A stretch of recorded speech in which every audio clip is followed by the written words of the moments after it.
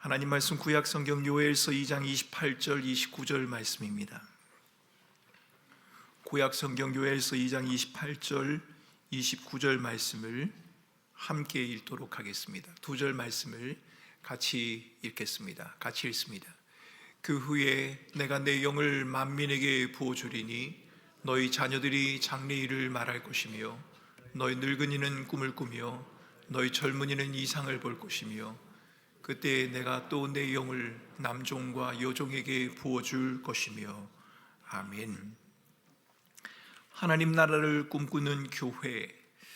여러분, 제가 저희 교회에 청빙을 받아오면서 꿈꾸는 교회를 검색해 봤을 때 인터넷에서 가장 많이 뜨는 두 단어가 있었습니다. 하나는 선교를 하는 교회, 선교에 대해서 관심이 많은 선교 지향적인 교회라는 내용이 있었고, 또 한 가지는 하나님의 나라를 꿈꾸는 교회라는 내용, 그리고 다음 세대를 세운다는 그 내용이 소개되어져 있었습니다. 하나님의 나라를 꿈꾼다는 것은 무엇을 의미합니까? 2주 전인가요? 금요일 날 제가 여러분들에게 말씀드리면서 하나님의 나라를 꿈꾼다는 것은 하나님의 통치와 다스림에 머무는 것이다 라고 말씀을 드렸습니다. 우리의 삶의 모든 영역에서, 우리의 가정에서, 우리의 교회에서, 우리가 다니는 학교와 직장, 사람들과의 관계, 모든 곳에서 하나님의 통치와 다스림에 머무는 법을 배우는 것, 여러분, 그것이 바로 하나님의 나라를 꿈꾸는 것입니다. 여러분, 제가 남아공에 유학을 가면서 남아공에 살기 위해 간 것은 아니었습니다. 그저 공부하기 위해 몇 년을 머물려고 갔습니다. 그런데 그 나라에 관한 많은 이야기들을 찾아보고 공부를 했습니다. 그 나라에는 어떤 문화가 있는지, 어떤 환경과 상황이 있는지에 대해서 공부를 했습니다. 왜냐하면 그 나라의 통치와 다스림 안에 사는 것은 우리나라의 통치와 다스림 안에 사는 것과는 분명 차이가 있기 때문에 그랬습니다. 삶의 방식이 달랐고 적용되는 규칙과 규범이 달랐습니다. 문화가 달랐습니다. 여러분, 우리가 사람을 부를 때 어떻게 부르나요? 손으로 사람을 부르면, 제가 여러분들을 부를 때 어떻게 불러야 될까요? 손으로 모양을 하면 이렇게 불러야겠지요. 강아지를 부를 때는 어떻게 부르나요? 이렇게 부르죠. 그런데 제가 남아공에 갔더니 저희를 이렇게 부르더라고요. 왜 저러나, 저 양반이 나를 잘못 보고 있는 건가 라고 생각했더니 거기는 사람을 이렇게 부르더라고요. 분명히 달랐습니다. 그것만이 아니었습니다. 다른 것이 많이 있었습니다. 그 나라에 살아가기 위해서는 그 나라의 문화를 배우고, 그 나라의 언어를 배우고, 그 나라의 풍습을 배우고, 그 나라의 규칙과 법을 배워가야 했습니다. 여러분, 하나님의 나라를 꿈꾼다는 것은 무엇입니까? 하나님 나라에 살아가는 법을 배우는 겁니다.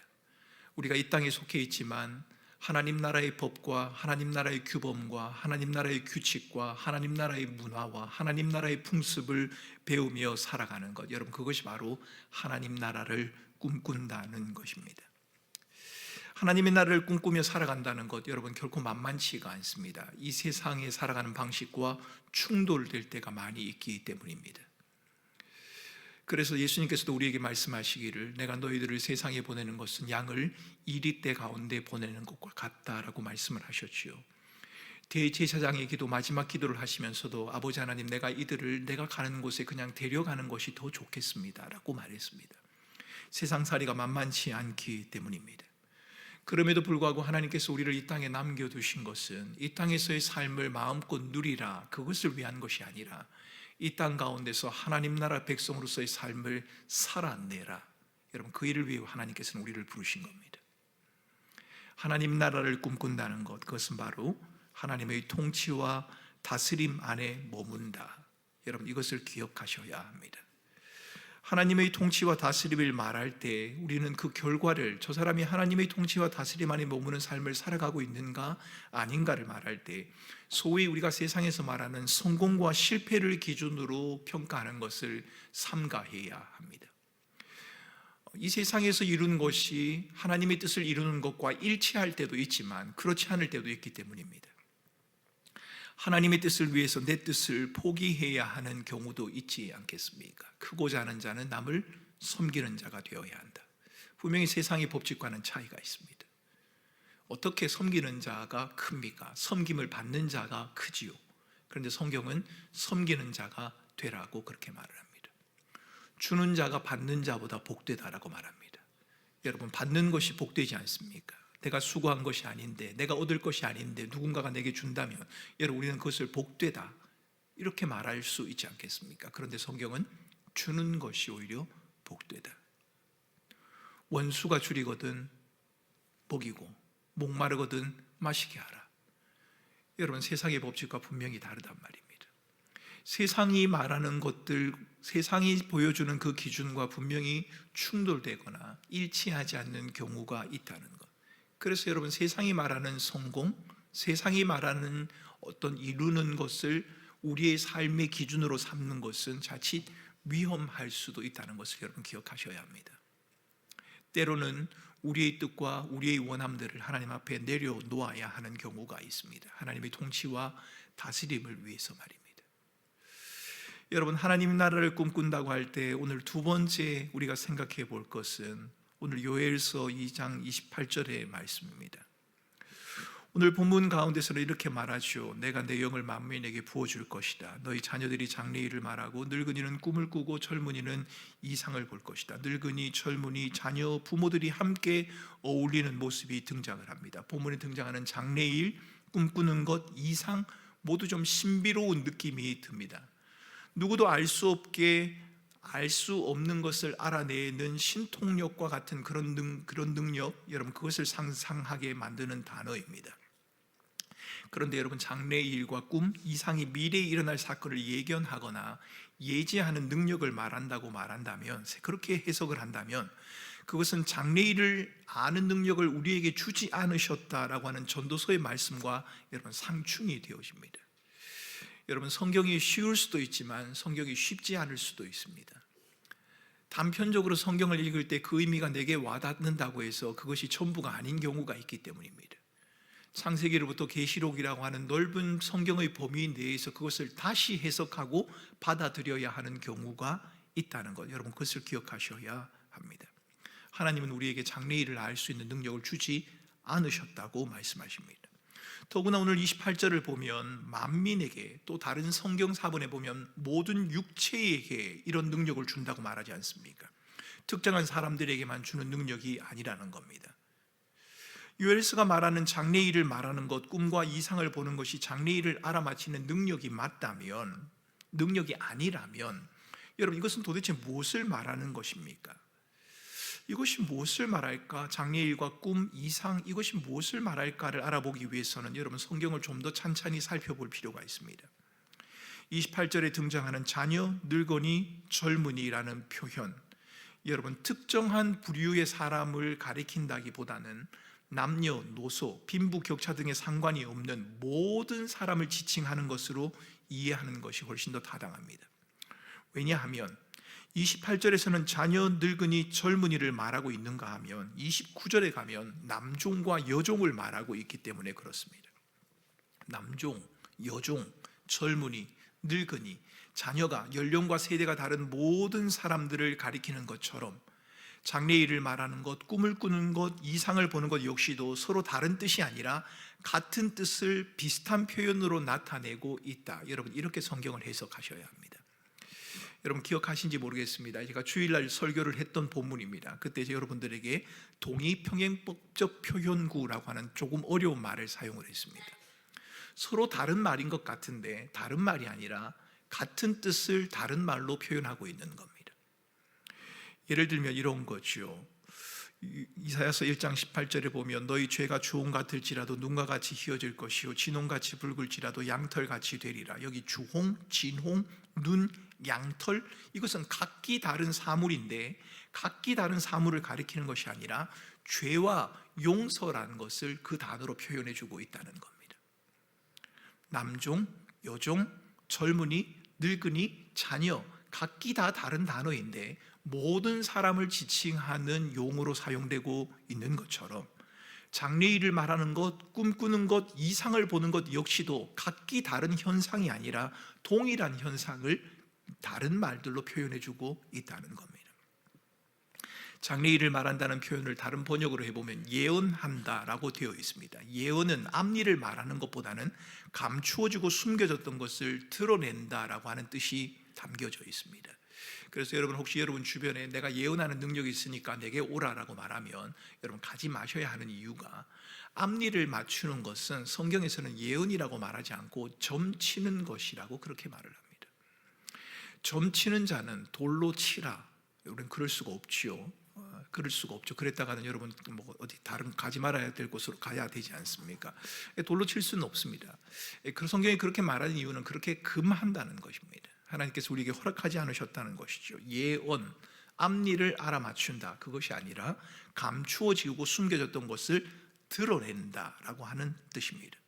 하나님께서 맡기신 말씀을 드러내는 것, 그것이 예언입니다. 여러분, 이 예언의 능력이 누구에게 주어졌습니까? 역할이 누구에게 주어졌던가요? 구약에는 선지자들에게 주어졌습니다. 선지자들은 하나님의 말씀에 감추어졌던 것을 드러내는 역할을 합니다. 그래서 여러분, 구약을 보면 이 사람이 선지자인지 아닌지를 알아보기 위해서는 그 사람의 말이 정말 하나님의 말이 맞는가 아닌가를 확인하는 작업이 반드시 필요했습니다. 아무 말이라도 다 해놓고 이게 하나님의 말씀이다 이러면 곤란하지 않습니까? 그래서 여러분들이 성경을 읽을 때에도, 설교를 들을 때에도 하나님의 말씀이 무엇을 말하는가 여러분 깊이 생각하고 말씀을 들으셔야 합니다. 그런데 히브리서 기자는 우리에게 하나님의 말씀에 대해서 이렇게 말합니다. 히브리서 1장 1절과 2절을 보면, 옛적에는 선지자들이 여러 부분과 여러 모양으로 너희에게 예언하고 말하였다라고 말합니다. 그런데 하나님께서는 모든 날 마지막에는 아들을 통하여 우리에게 말씀하신다라고 이야기를 하죠. 여기서 옛적은 구약시대를 말합니다. 구약시대에는 하나님께서는 꿈이나 환상, 선지자 등 여러 가지 통로를 삼아서 하나님께서 말씀하셨습니다. 하지만 지금은 아닙니다. 이 모든 마지막 날, 그러니까 예수 그리스도께서 이 땅에 오신 후로는 아들이신 예수님을 통해서 우리에게 말씀을 하십니다. 그런데 예수님이 없지 않습니까? 계시지 않습니다. 그럼 우리가 어떻게 하나님의 말씀을 들을 수 있습니까? 예수님은 요한복음 5장 39절에서 이렇게 말씀하셨지요. 너희가 성경에서 영생을 얻는 줄 생각하고 성경을 연구하거니와 이 성경이 곧 내게 대하여 증언하는 것이라. 성경을 보면 안답니다. 그런데 여기서 요한복음 5장 39절에서 말하는 성경은 구약을 말합니다. 그럼 신약은 예수님에 대해서 말하지 않는 것입니까? 아닙니다. 요한복음 21장을 보면 제자들이 예수님에 관해서 기록한 증언이 참되다라고 말하면서, 만일 예수님의 행적을 모두 기록하려고 했다면 이 세상에라도 기록된 책을 두기에 부족했다라고 그렇게 말합니다.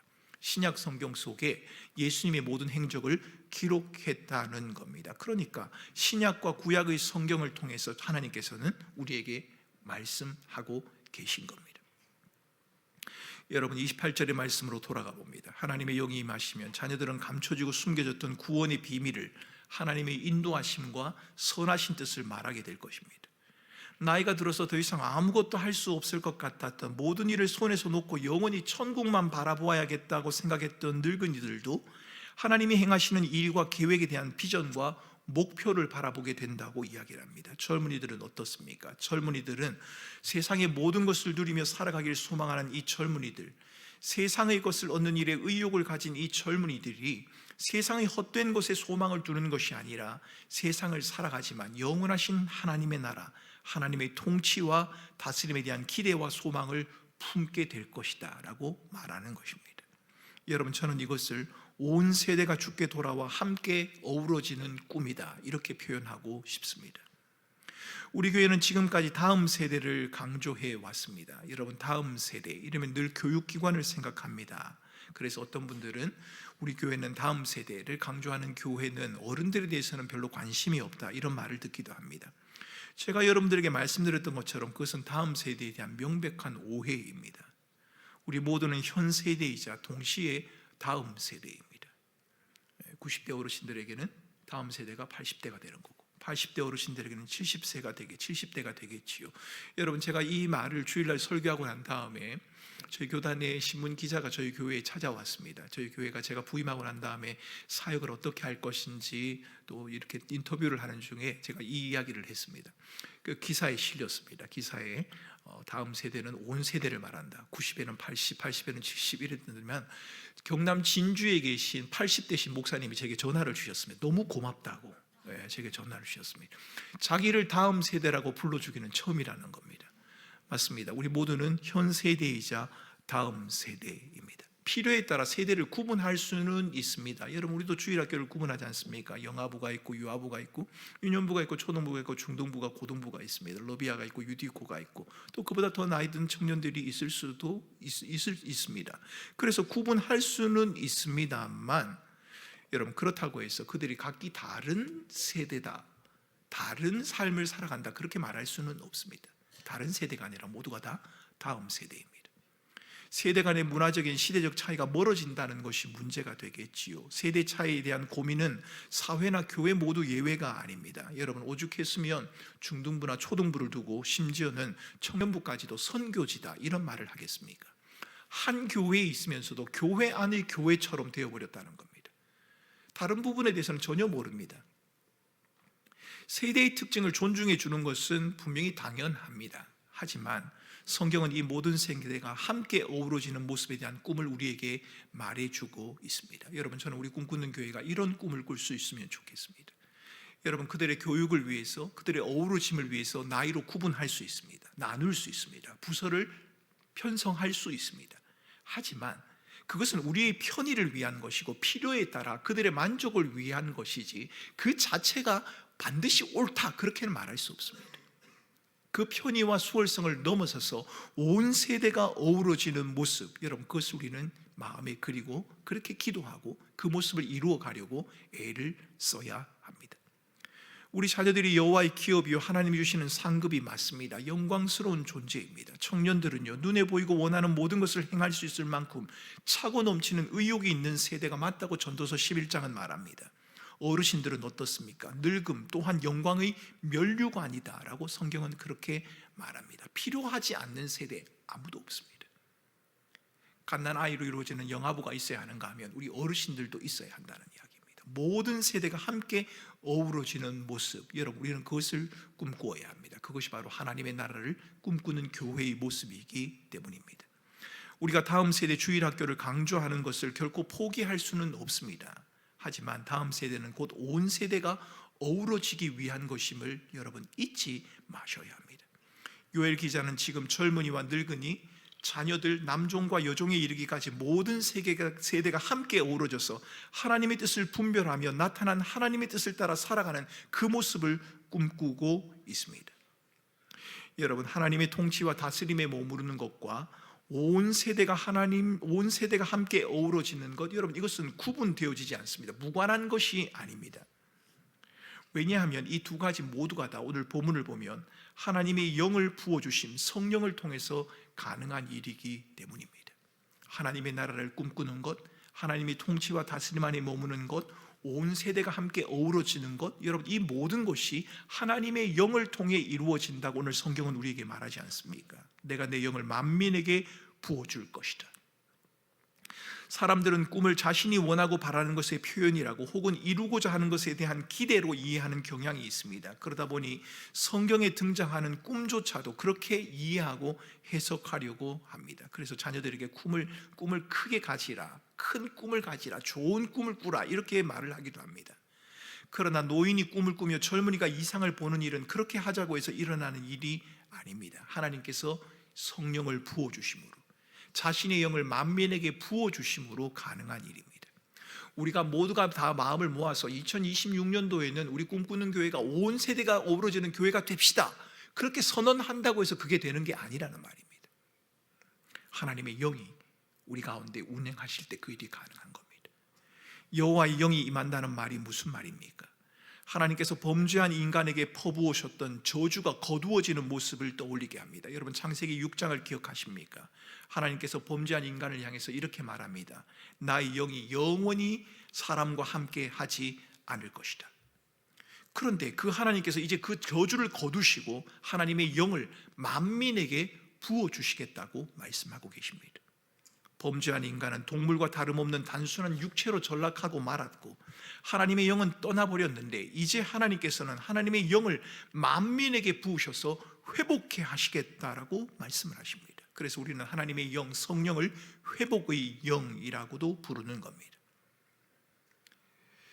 불가능한 일, 사람에게 변화와 회복을 가져오는 그 일, 이루어질 수 없는 일, 어려운 그 일을 하나님의 영, 하나님께서 친히 하시겠다고 성경은 말씀하십니다. 그러기에 여러분, 하나님의 영을 기대하고 꿈꾸며 바라는 우리들의 소망, 여러분 결코 헛된 것이 아닙니다. 만민에게, 모든 육체에게 하나님의 영이 임하신다는 이 약속이 의의 통치자이신 예수 그리스도가 이 땅에 오심으로 우리에게 이루어졌고, 예수 그리스도께서 승천하시면서 보혜사 성령을 너희에게 보내시겠다라고 우리에게 말씀하지 않으셨습니까? 그러기에 여러분, 우리는 하나님의 통치와 다스림 안에 머물기 위해서 하나님이 원하시는 그 하나님의 나라, 모든 세대가 함께 어우러지는 그 모습을 위해서 하나님의 거룩한 성령을 사모해야 하는 것입니다. 성령 하나님은 말씀을 깨달을 수 있도록 우리의 마음을 조명하시는 분이지 않습니까? 하나님의 말씀을 풀어 가르쳐 주시는 분이 성령 하나님이십니다. 우리의 내면을 비추어서 잘못된 부분을 들추어 회개하게 하시는 분, 그분이 바로 성령 하나님이십니다.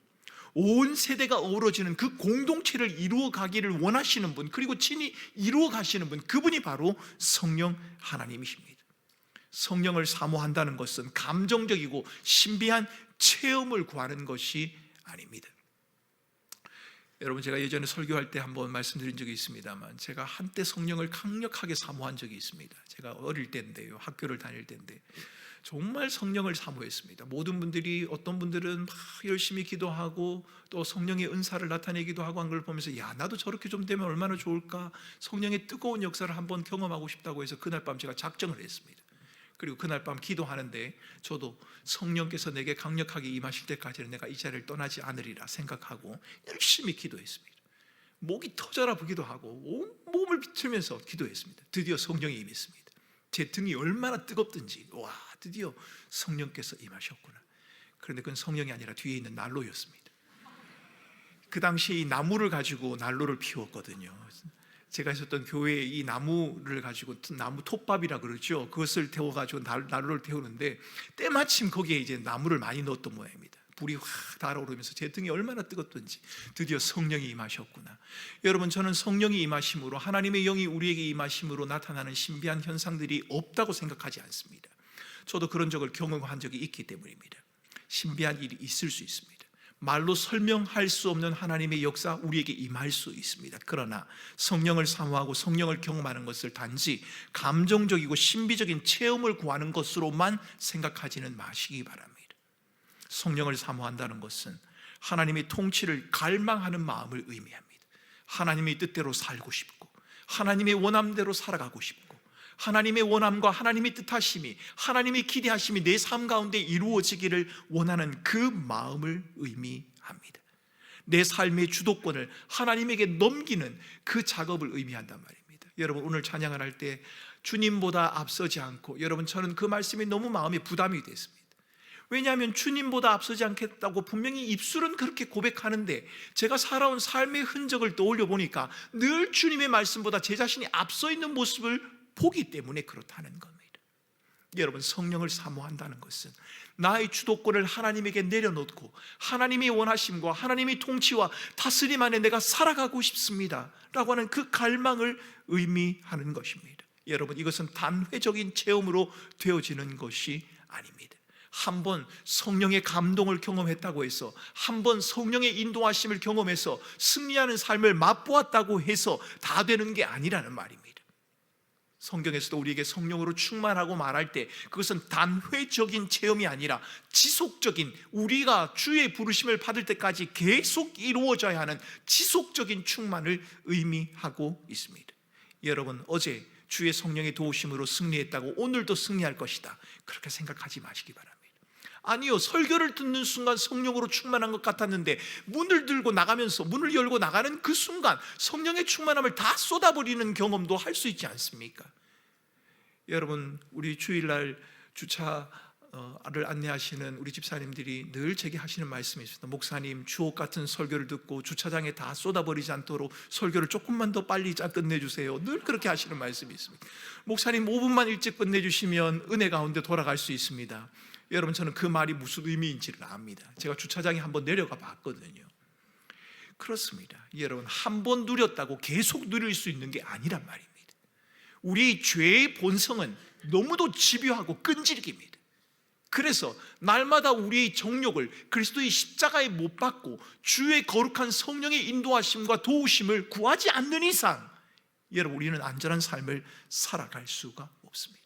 하나님의 통치와 다스림 안에 살아가는 것, 온 세대가 함께 어우러지는 것, 어른들은 자녀들의 본이 되어지고 젊은이들을 격려하고 힘을 주고 세우는 그 모습, 자녀들은 어른들을 존경하고 존중하는 그 모습, 여러분, 이건 말과 구호로 되어지는 게 아니라 하나님의 성령을 통해서 가능한 것이다 라고 우리에게 말하고 있는 것입니다.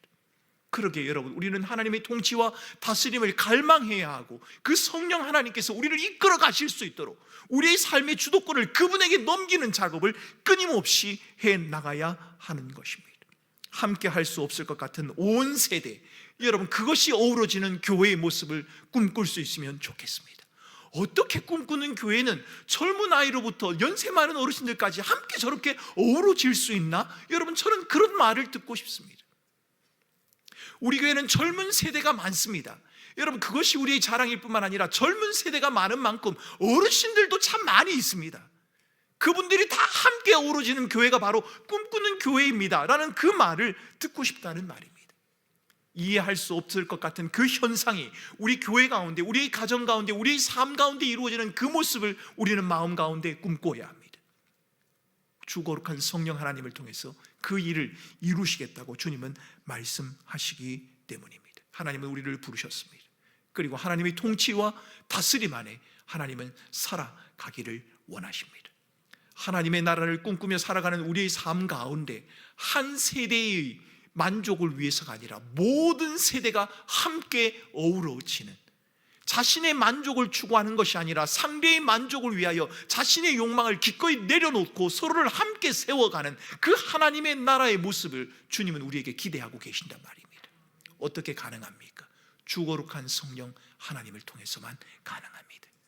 만민에게 하나님의 영을 부어주시는 그 거룩한 성령의 사역을 통해서만 그 일이 가능하다는 겁니다. 그래서 우리는 기도하는 겁니다. 하나님의 성령의 도우심을 구하는 겁니다.